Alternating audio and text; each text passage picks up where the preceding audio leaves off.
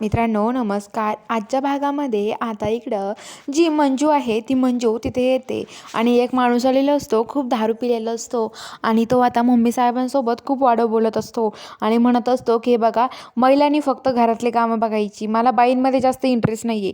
आणि तुम्ही काय हो माझ्या तोंडासमोर बोलताय, ओ माझ्यासोबत बोलायची हिंमत कशी झाली तुमची? तुम्ही असाल मम्मी साहेब तुमच्या घरी, असं तो मम्मी साहेबांना बोलतो. तर आता त्याची बायको म्हणते की काय हो तुम्हाला बाईची काही किंमत नाही आहे ना? तर लगेच तो म्हणतो की माझ्याशी वाढव बोलते आणि त्या बाईच्या तोंडात हाणतो. तर आता लगेच मम्मी साहेब म्हणतात, अरे बायकोवर हात उचलतं काय वाटतं का तुला?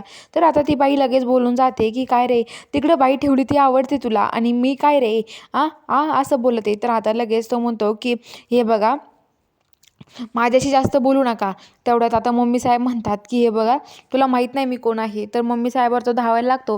तेवढ्यात तिथे मंजू येते आणि मंजू आता लगेच त्या त्या असं माणसाच्या तोंडात हाणते आणि त्याला खाली पाडते. सगळेजण आता मंजूकडे बघायला लागतात. मंजू लगेच तिचा मास्क नसतो तोंडाचा, तो बघत असते व्यवस्थित आहे की नाही. ती बघते तर मास्क व्यवस्थित असतो तिचावाला.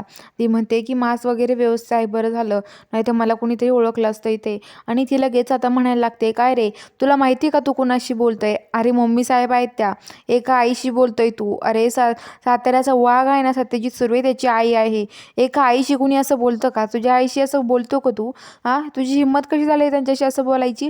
तुला माहिती का मम्मी साहेब किती चांगले आहेत ते, असं म्हणतात. तर आता लगेच ज्या मम्मी साहेब असतात त्या म्हणतात की पोरी, मला खरंच तुझा अभिमान वाटतोय, कारण की आजपर्यंत माझा नवरासुद्धा माझ्यासोबत एवढं प्रेमाने बोलला नव्हता, एवढं तू आज माझ्याशी प्रेमाने बोलले. खरंच ना, माझ्या नवऱ्याने कधी माझं एवढं कौतुक केलं नव्हतं, पण तू माझं कौतुक केलं.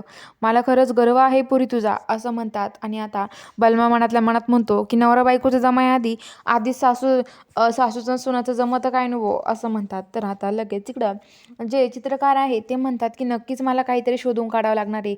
नक्की कोण आहे ही मुलगी आणि का असं होतंय, नेमकं कोण असेल बरं ही? तर आता सत्याला मारण्यासाठी काही गुंड येणार आहे. तर बघूया आता पुढील भागामध्ये कोण आहेत ते गुंड आणि मंजू वाचू शकेल का सत्याचा जीव? हे सगळं बघायला आपल्या चॅनलला सबस्क्राईब करा.